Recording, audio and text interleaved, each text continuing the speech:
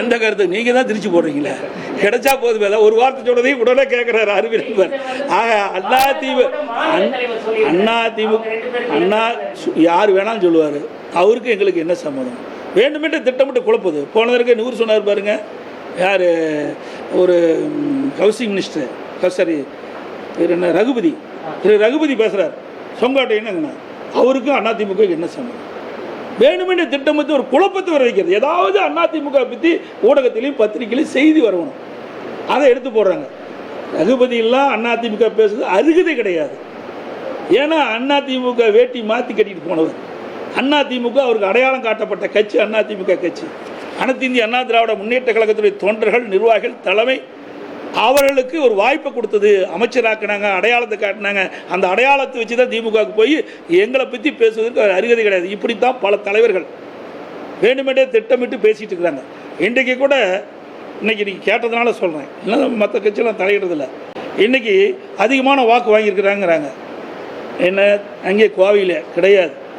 ஏற்கனவே 2014 பாரதிய ஜனதா கூட்டணியில் சிபி ராதாகிருஷ்ணன் அவர்கள் 27,000 வாக்குகள் தான் வெற்றி வாய்ப்பு இழந்தார். 2014 பாரதிய ஜனதா தலைமையில் ஒரு கூட்டணி அமைச்சிருந்தாங்க. அதில் 27,000 வாக்குகள் தான், அந்த விட குறைவாக தான் வாக்கு வாங்கியிருக்காங்க. அந்த சதவீதத்தை பார்த்தீங்கன்னா இப்போ இருக்கிற அண்ணாமலை அவர்கள் குறைவான வாக்குகள் தான் பெற்றிருக்காங்க.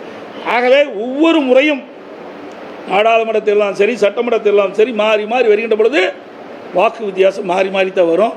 இப்போ கூட பாருங்கள், எடப்பாடியில் எடுத்துங்க உதாரணத்துக்கு, 2019 சேலம் நாடாளுமன்றத்தில் 2019 8,250 ஓட்டு குறைவு.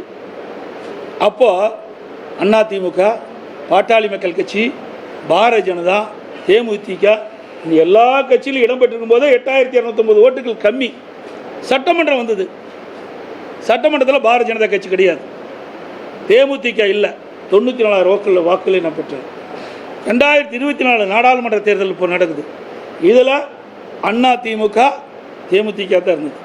இந்த 2 கட்சி தான் எங்களுக்கு நம்ம சேலத்தை எங்களுடைய பகுதியில், மற்ற அமைப்புகள்லாம் கம்மியானதாக இருக்குது. இப்போ 46,230 வாக்குகள் நான் பெற்றேன். ஆக சூழ்நிலைக்கு தக்கவாறு மக்கள் வாக்களிக்கின்றது இயல்பு. இதை வச்சுக்கிட்டு வெற்றி தோல்வியெல்லாம் நிர்ணயிக்க முடியாது.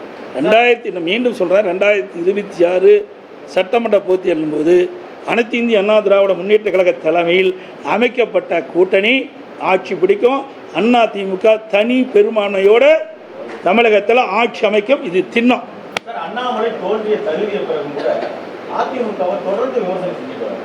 அதுக்கு நீ அவரை தான் கேள்வி கேட்கணும், என்னை கேள்வி கேட்டு நான் என்ன பண்ணுறது? எங்கள் கட்சி தான் சார், ஒரு கட்சியை பற்றி விலகி போயிட்டார், புரியுதா? அவர் விலகி போயிட்டார், அவருடைய ஆதங்கத்தில் வெளிப்படுத்திட்டு இருக்கார். அவர் என்னென்னமோ கனவு கண்டு நின்றுப்பார், கனவு பலிக்கலை, நனவாகலை. அந்த வருத்தத்தில், அந்த வெறுப்பில் இப்படிப்பட்ட வார்த்தையெல்லாம் உதிர்த்துட்டு இருக்கார். தேர்தலுக்கு பிறகு நாடாளுமன்ற தேர்தலுக்கு அதிமுக என்ற திராவிட கட்சி இல்லாத பண்ணுறோம் அப்படின்னு சொல்லி தான் சொல்லியிருக்காரு. இவரை போல பல பேர் பேசுனாங்க, இவரை போல பல பேர் பேசுனாங்க.